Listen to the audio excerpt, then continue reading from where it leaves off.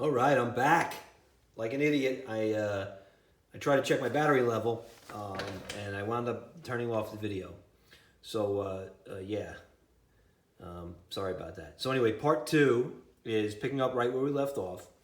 I'm about to put the new pads inside the caliper. We just removed the old pads. We haven't touched the rotor yet. We're going to replace the rotor after we do the pads. So let's go ahead and do the pads. Again, this is a 2017 911 991.2 with PDK, base Carrera C2. So it's not the S model. It is the base level Carrera from 2017. Okay. All right, so we're going to go ahead and put these brake pads in now. And this is the hardest part that's going to take the most time. And the reason is because getting the sensors in the pad took a lot of trial and error for me. This is the trickiest part of the job, but it's not too tricky that you couldn't do it yourself. It's just that you got to kind of just dial up your patience level a little bit for this part of the process, because when you put the new pads in, these are nice, beautiful new pads, nice and thick, right out of Suncoast OEM parts bin at a major discount. Gotta love Suncoast for that. Thank you guys, making this stuff possible. But anyway, what we're gonna do here is, and you're gonna get frustrated. You're gonna be managing your fast forward button for a while. And I apologize, but I'm gonna leave this on as a one take slow run and kind of talk through it. But getting the new sensor wire, okay, through the back of that, and then situated in here, in there, on both sides, with your big fat fingers, is a pain in the butt, but it's doable. But you gotta have patience, and it takes a little bit of time. And we're gonna get started right now. We're gonna keep talking about it. I'm actually raise this up so my height is good. Let's see. Bring this down. Okay. You know what? I'm gonna try not to get in my own way here, but I want to be able to watch the back of the phone and kind of see. I know our guys now have those separate monitors to see when they're working on stuff. I'll have to look into getting something like that, but I don't have that right now. So let's turn this around. Okay, so we got that. Look it like this. So now you see the back of the caliper. Okay, I leave this tag on.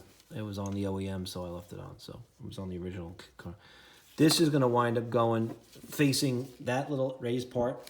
Sorry, you see that this little raised part right here is going to wind up going in that bracket in the back again, facing the other side of the car. So I know that this is going to come around like here for the first caliper on the front side, all right, on the inboard side, and the red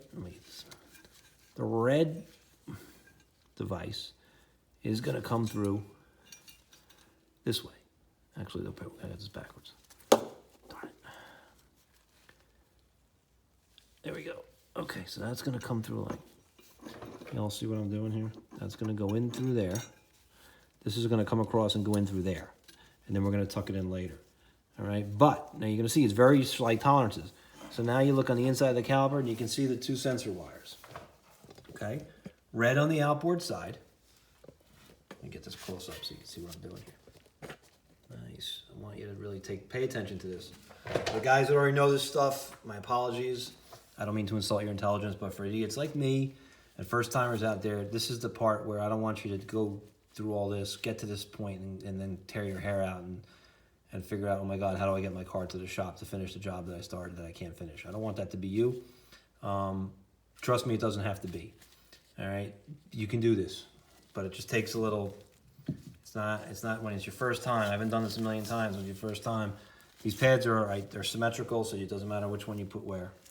All right, but I always started. Well, always. I've done this one time. Sorry, I started smartly.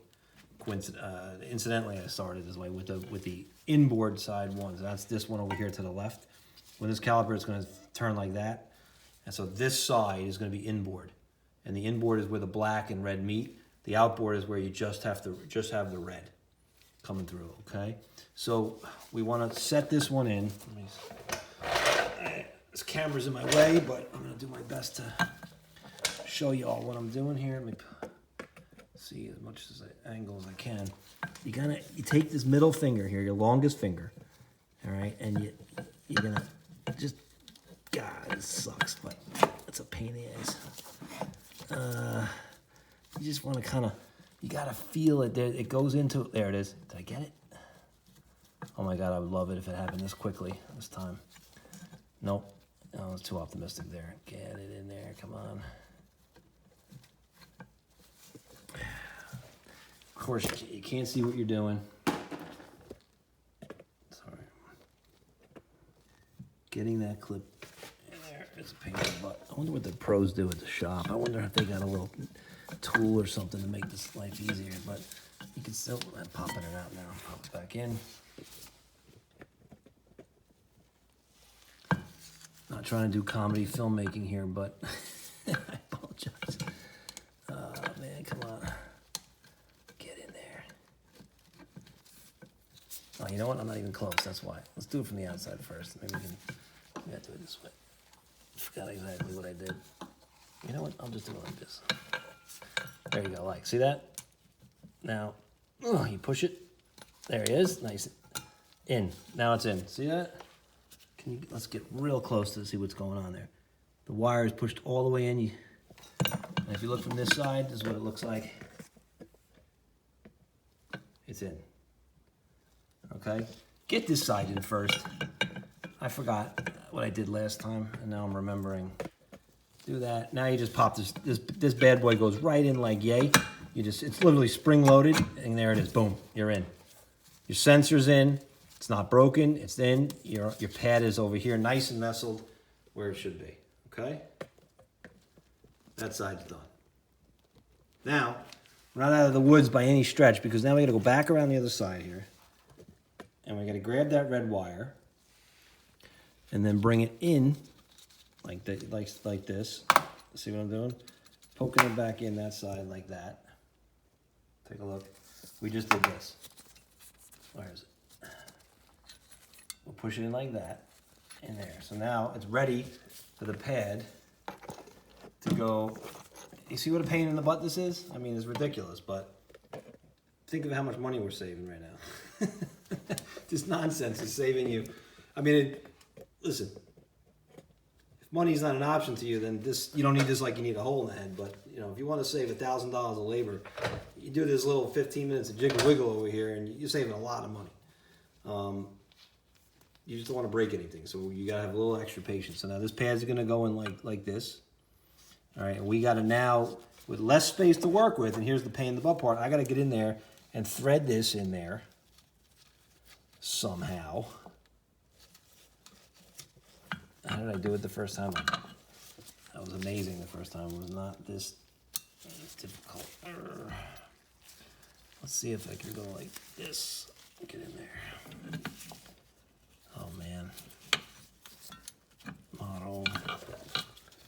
Holy moly. What the heck did I do? Yeah.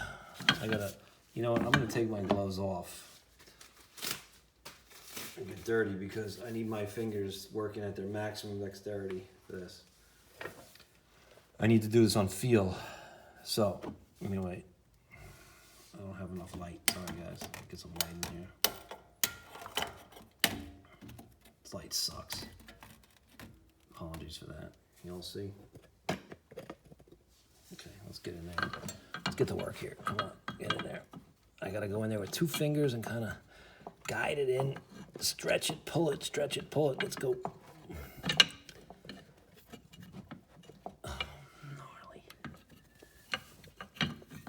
I'm coming with my finger over there on that side, trying to keep it straight. It just wants to, once it gets in that track, it's, man, if anyone has comments on down below, you got to put a video out there or respond to the comments of a trick for this. But, oh, I think I got it. I think I got it. I think I got it. Yes. Tell me that's the line. Yes. I think I got it, folks. Oh man, come on. I'm in the channel. Let's see if I go in the channel like this. Am I in there? No, I'm in the channel, but I'm not. Oh, there it is. Boom.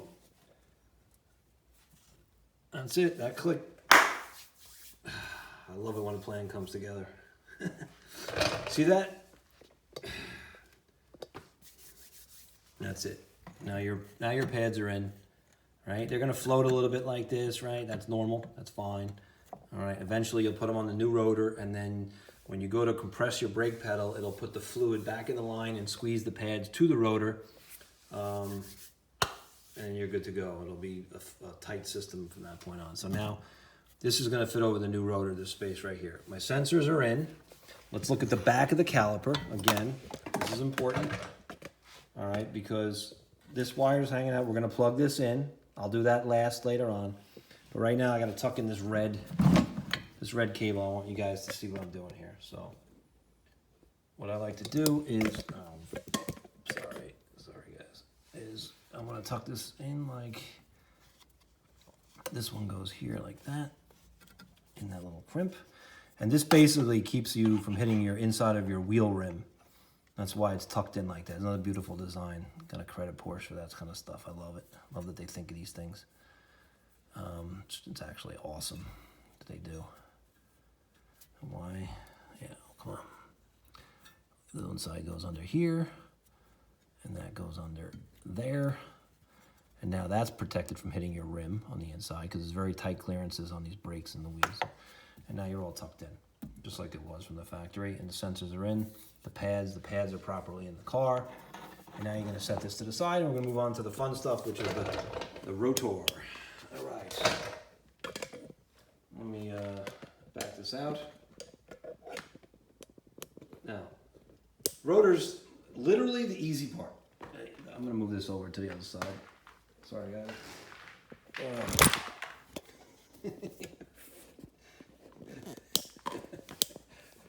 You gotta laugh at yourself, otherwise, you know, come on.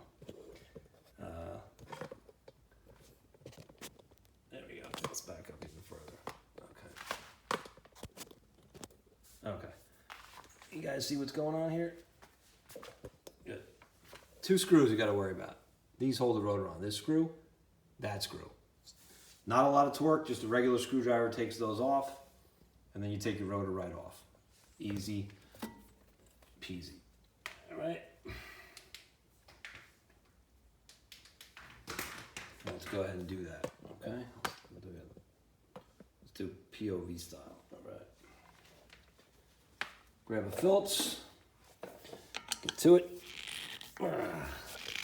It's too tight, so that's why I love to have my hammer drill. This may come in handy. I put it on the hammer setting, reverse, and then just, this is a Makita, not a very, it's 18 volts. I think everybody has one of these, right? I'm just gonna hit that. Oh boy. Wow. There you go. And then this one, boom, that's it. All right, and you can just take this right out. Boom. I can see you guys leaving comments like, what's this guy with the boom and the bam and the Listen. It's where I'm from. That's why we talk this way. Anyway, okay. So, I feel like putting gloves on is no return at this point. My hands are officially dirty in a great way. So let's just keep going. This rotor, in a perfect world, would just now pop right off because there's nothing in holding it onto the hub. But 20,000 miles of driving and the emergency brake inside, which kind of like expands in an outward circular fashion, like that. All those cycles, 20,000 miles of driving, this thing kind of wants to not come off, see? I can't get this off. So, I don't want you to panic. All you need is your rubber mallet. And since you're throwing the rotors out, you don't have to worry. You hit one side, and then you go and hit the other side. The bottom, top. And then you try again. And now it's still not coming off. That's what happened to me the first time, too. So now you kind of come to the bottom. You don't want to hit the plastic shield. I'm sorry. The aluminum shield on the inside is not something you want to accidentally damage. So you want to find a place where the shield is not covering. And that's back here. And I'm just going to keep going like this. Kind of hit it. And you got to kind of just work it. Hit it. Hit it. Oh, there it's starting to move now. This. There it goes. Starting to break free, break free. Oh, one critical thing, guys. Don't put your emergency brake on when you do this brake job for the rear tires. Okay, for the rear brakes. with the emergency brake on, you'll never get this rotor off. So make sure when you set the car up to do this job, the parking brake is not on, okay? All right, we're almost there. Keep going, little boom, boom. All right, eventually this will just come right off like that. There you go, okay? Set it down, hang it on your wall, tell stories about it. It's seen better days. And there you go. Now you're looking at your... Let's take a quick tour here since I'm on a part 2 video and I got the phone plugged in. Let's have a little foray into the parking brake system. So you can see this is the brake shoe for the parking brake, and this expands when the parking brake is set electronically, right? And actually, this car has the brake hold feature, which is a really cool feature. When you're at a stoplight and you're in gear, you press the brake pedal down past like 50% to the floor, and it engages this brake to hold the car. And then when you go to hit the throttle, it sends a signal to release the tension against the rotor and allowing your car to move forward. It's a very cool feature. But again, that's the working components of the inside of the parking brake system. And it expands on the inside. You can look at the wear in here, see? So in here, inside the old rotor, you can see the wear line. And that is your parking brake going on and off for 20,000 or so miles. There you go. So this is another part where we're gonna mask up and do a little cleaning, which I've seen others do, and I recommend it because there's a little bit of gunk on here. I'll show you what I clean. Where's my mask? Hey, where'd my mask go? Come on, oh, there it is. All right, so mask on, and now we're gonna get a piece I didn't show you guys before. I have a little bit of a more heavy-duty metal brush. I'll do a little bit of like this. You don't want to go crazy here, but I'm trying to get a little bit of that cake off, right? And I don't want to. I'm not really going hard like this. Okay, that's all you want to do with that. And next, you want to get your this, and you want to just go around a little bit. Because the new rotor is going to go right up against this part for another 20,000 miles, and you want it to kind of mate well in the very beginning. You don't want there to be any ridges or bumps, no matter how many nanometers it is. You want to have as close to an OEM fit as you can. You know, the rotor is OEM. Obviously, this hub piece is old, but this thing was made to last for the entire life of the car. And this, I don't think Porsche ever intended anyone to replace this forever. So this is made to go over 100,000 miles, and its wear is going to be different than a usable rotor, which is supposed to last 20, 25,000 miles. So we want to just do the right thing and polish this up, because they're going to mate once again. The new parts, the top here. What about this? Again, like I said, this thing is so robust.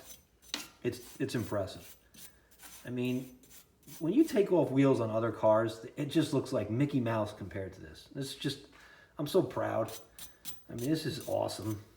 The fact that Porsche gives you parts like this. If you think about it, by the way, and I'm going to go sideways for a second here, guys.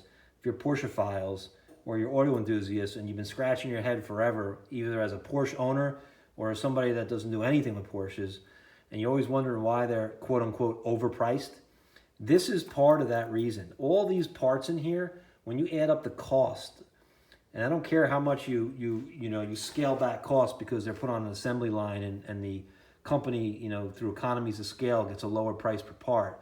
I don't care about all that. The reality is these parts source versus other parts that the company could have used.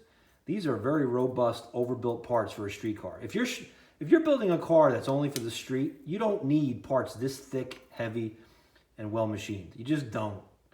Porsche is putting this on because they're building redundancy into the car's performance, and they're expecting that you're going to do some track work and you're going to need a little bit more robust capabilities, and they're giving it to you here. And whether you track the car or not, this is why you're paying more for a Porsche. Pay attention.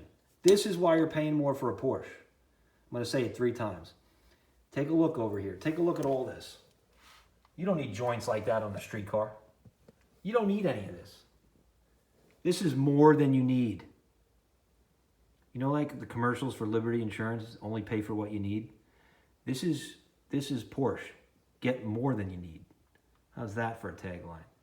I mean, look at this is if all cars that cost $30,000-$40,000 less had parts like this, they would all of a sudden cost $30,000-$40,000 more. Okay, that's my most controversial comment for the day. Now back to the job. Anyway, if you don't know, now you know. Okay, so let's just vacuum a little bit, and then we're gonna put the new rotor on. Okay. Enough pontificating by another crazy Porsche guy. So sorry about that. Couldn't resist.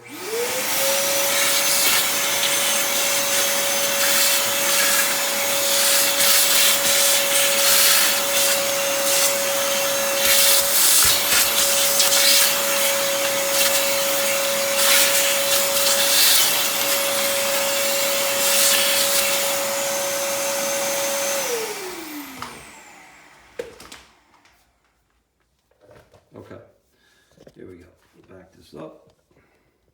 All right, now let's get the rotor out of the bag.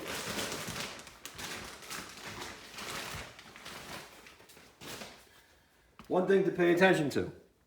When you buy the rear rotors, you see that R? That R means right. We are doing the right side of the car right now. The other rotor said L for left. I saw that by accident. Nobody ever talked about that online, and there's no instruction sheet that comes from Suncoast either. So you got to catch that, and I'm teaching you now. You got to do the right on the right and the left on the left. Make sure you remember that when you do it. So I got to line up these screw holes. I think we're going to want to go like this. All right, let's get this in here. It slides right on. And now you kind of just line up the screw holes at some point. There's a screw hole and there's a screw hole. You see that line? That lines up and that lines up. And that's where you're going to put all your holes line up. Let's take a look.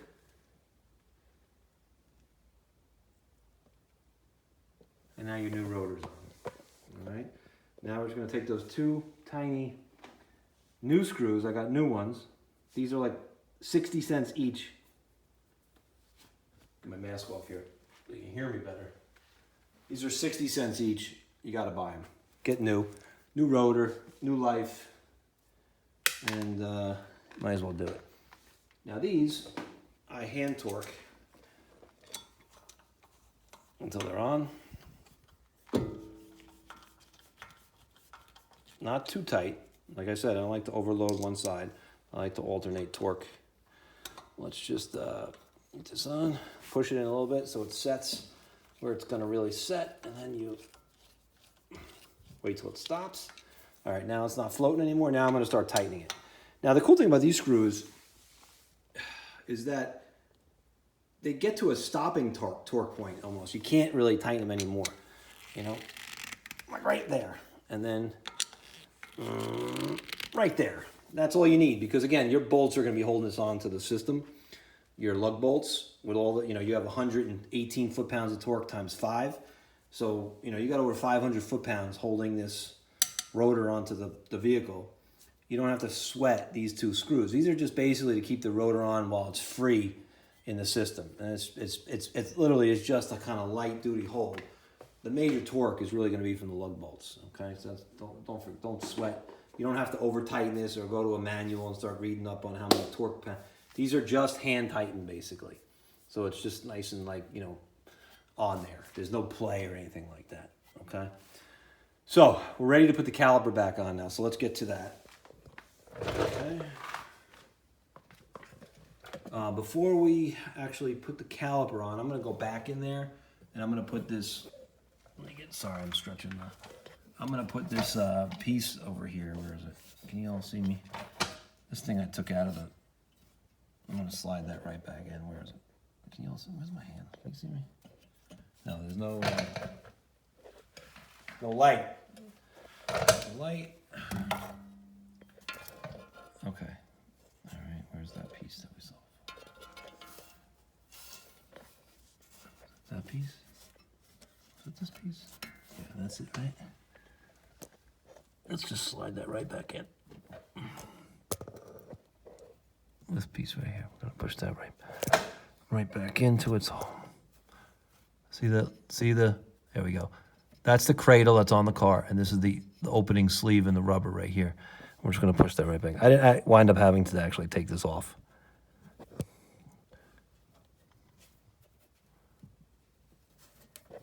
I didn't need to do that. You know what, I got in the wrong spot. I'll move it over a tiny bit. There we go.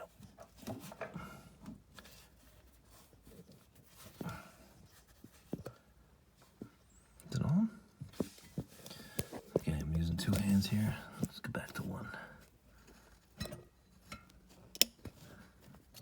There we go. Okay, now it's on. Can you see? Now it's on perfectly. That's it. Okay, so now brake sensor wire here is, we never touch that one. We don't touch it. I touched this one unnecessarily, but it's easy to go back on. Can you see? Where's my hand? There. And then we have this one over here, which we're gonna plug in. We're gonna plug that one in last. I'm gonna put the caliper on first, okay? Let's go ahead and put the caliper on, and then we're gonna put the caliper bolts. Again, I'm trying to put this where you guys can see what I'm doing. All right. Again, be very sensitive with this. See how you got clearance now because you use the spreader tool. Now you can put this right on, and you got to find where the bolts line up. There's a hole right there, and that's where it's going to go. All right.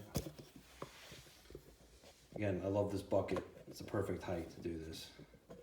See, guys use all different things to put on here. You just got to find something that's at least a foot tall. Okay. Brand new caliper bolt, M12, the T55 hex head. Okay. I'm going to guide the one to the top first. Just going to show you what I'm doing here. This is going to go through there, and you can see it poke out and go to the hole. And you're going to kind of like, I mean, this is like Legos for adults, basically, at this point. You know, and you're going to kind of screw that in there, get it started so the threads are in. And I did not succeed the first time here, so I have literally have the cheapest phone stand anyone's ever bought. Sorry about that, guys.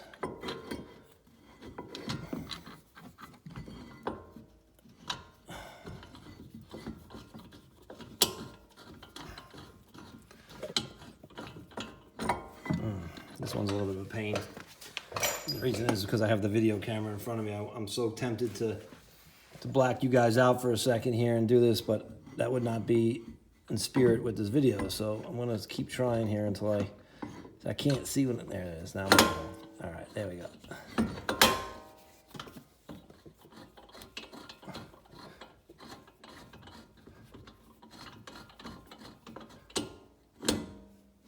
All right, now I'm gonna get my T55. I'm gonna start spinning it more.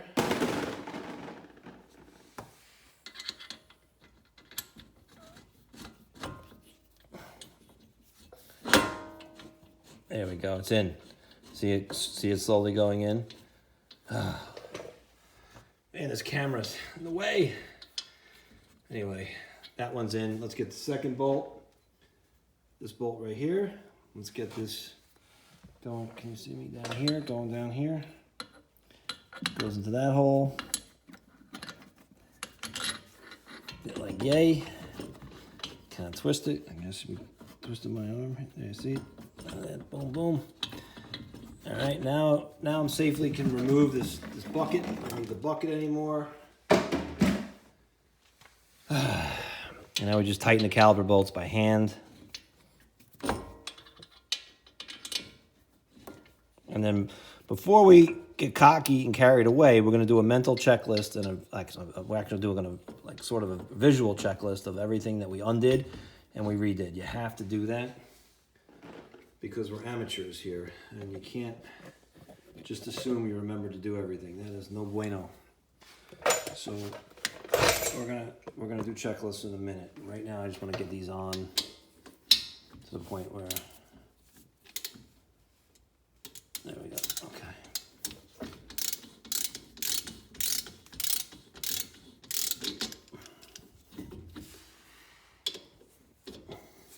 What's really cool about these caliper bolts is how long they are, which means that there's a very significant distance of thread that's inside the die of the wheel assembly, of the hub assembly.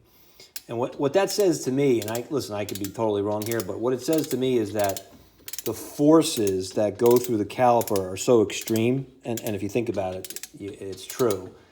When you're stopping a car on track from 140 miles an hour to turn one down to 60 miles an hour, I mean, all the kinetic energy of your 33,200 pound car are really getting arrested by this caliper.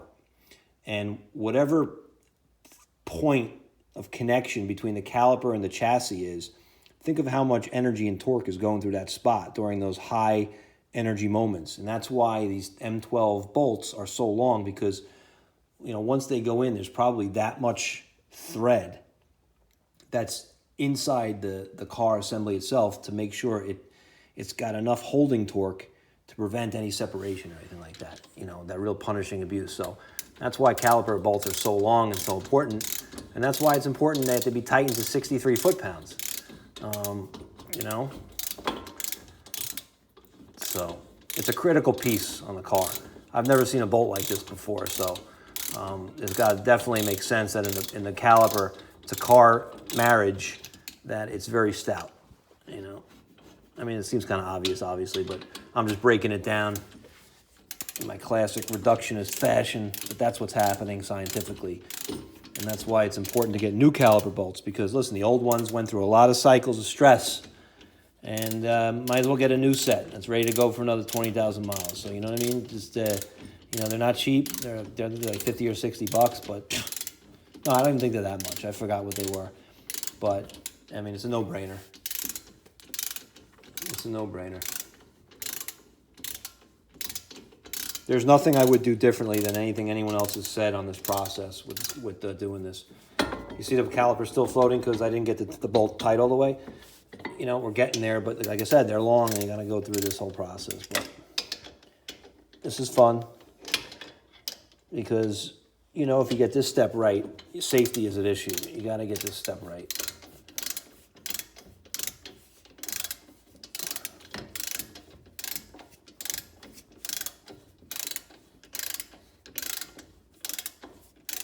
All right, I feel it's starting to get tight now. There it is. That one got tight. Let's do the top one.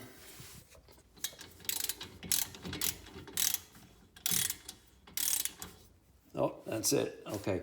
All right, now this is nice and tight, but I didn't fully torque it yet. But right now, you shouldn't have any play. You can see the thickness of the new pads. They're probably further apart from the rotor than they'll ever be again, because right now I separated the pistons with the brake spreader tool. And that's going to compress eventually when we pump the brake pedal later and the fluid goes through the line. Let me just see if I can give you guys a tour of what we did here. So there's the top of the caliper, neatly tucked red line. We got the brake sensors in, the brake pads are set properly. The two caliper bolts are in. I'm about to torque that one to 63 foot-pounds. I'm about to torque that one to 63 foot-pounds. And then we're done with this step over here. And all we got to do is plug in the brake sensor. We can't forget that. It's hanging over there. So right now, let me just go ahead and torque this down to 63 foot-pounds. Let's make sure that we're actually on 63. So I set it at 60, then I add 3. I'm on the number 3 right here. Tighten this up. And now we're going to go ahead and tighten this up to 63 foot-pounds. We're going to put, can you guys see what I'm doing here? You put a little leverage on the pivot point. That's how you use a torque wrench. So there's not any adverse 90-degree twisting.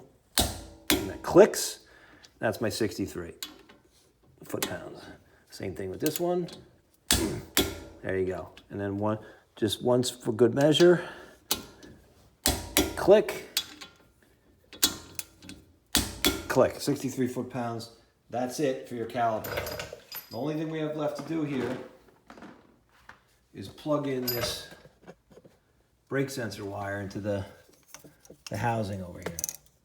That's got to go in there. So again, this part right here faces inboard to the car and slides right.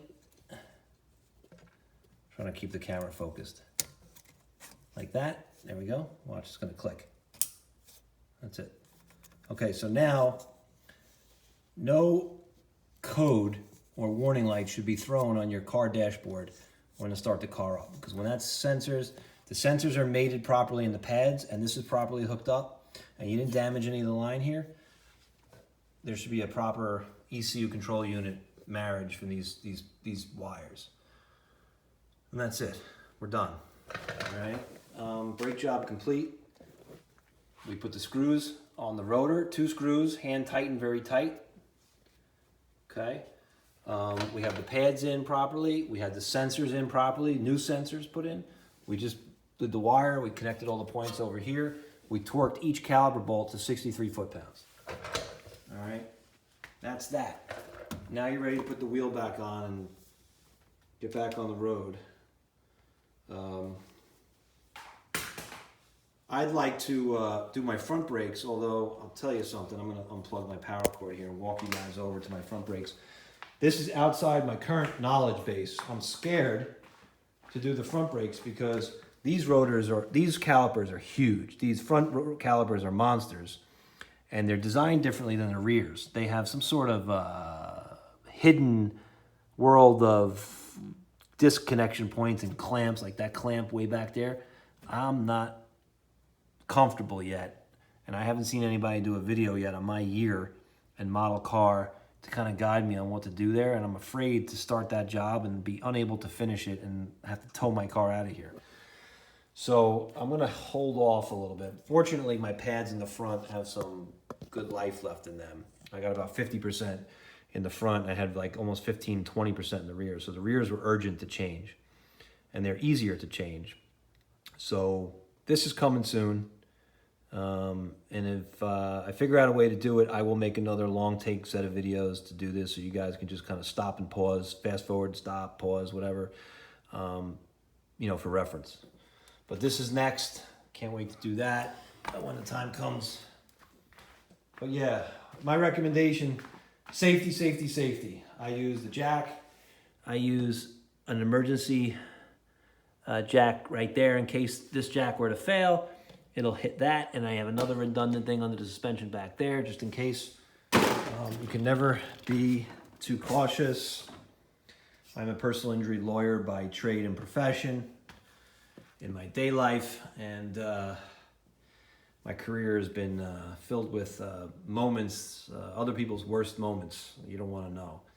So, if I had a 4th jack, I would even use it. You know what I mean? You can never be too sure. And this is not the way you want to go if you go. So safety, safety first and foremost. Have your backup jacks in place.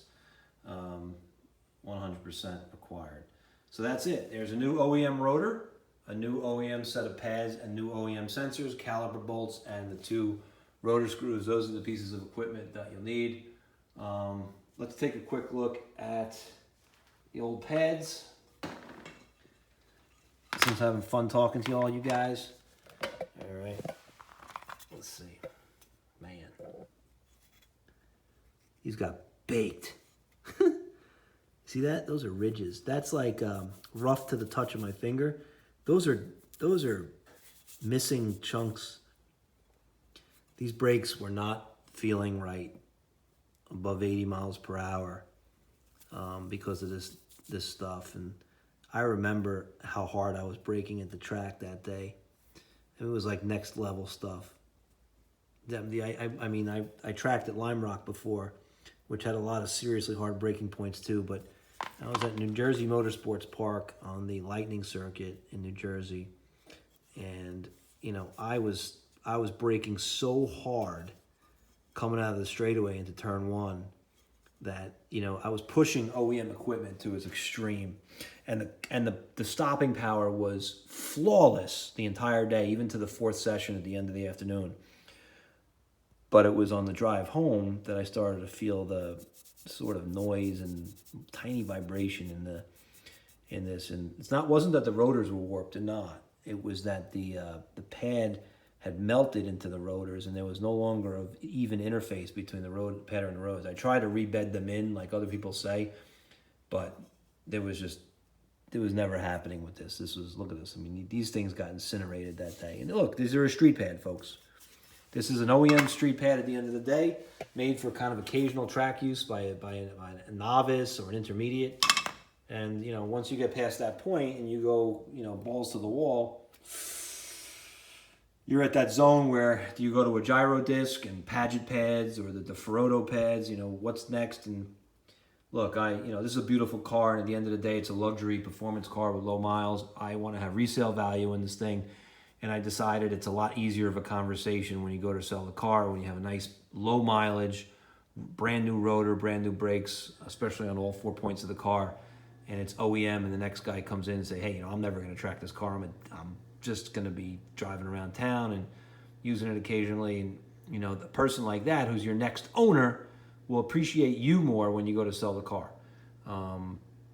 But if you're going to turn your 911 into a track weapon, and you're actually going to go out and hit repeated cycles on the track, multiple sessions, multiple run groups, and you're doing that more than 6, 7, 8 times a season, you know, my experience is it may be time for the upgraded brake system, just because of the repeated punishment. Again, these aren't race cars. These are street cars made to occasionally do race duty. So anyway, a lot of fun working with you guys tonight. Thanks for coming alongside here with me. I apologize for my New York accent. I apologize for my rambling and camera work and that kind of stuff. But, you know, this is fun. Hopefully, if you're doing the job in your garage one day, play this video back, press pause on your iPad next to the car, see what I did at this particular point. Hopefully my camera caught the area where you might be getting stuck, and I kind of guide you through. I'm not the best when it comes to reading comments, partly because I don't get very many comments. I have such a tiny channel. But if I see a comment come through and you need help or you have a question, if I see it, I will be most generous with responding to the best that I think I can help you, you know, get through the pain points. So that's it. We're going to put the wheel back on. You don't need to see that. You all know how to take a wheel on and off. Otherwise, you wouldn't even be watching this video. Remember, 118 foot-pounds of torque for the lug nuts, and alternate, you know, as you put them on. So that's it for this time. Thanks for watching Rob Doquan Auto and Sport. It was a pleasure to be with you. I hope to get more videos up soon with other stuff as the season comes around here. We're in 2021 in the late spring, and you know, God willing, and everything with the pandemic, that we'll get these track sessions in this year and come do our favorite passionate stuff. All right, y'all. Have a good night. Take care.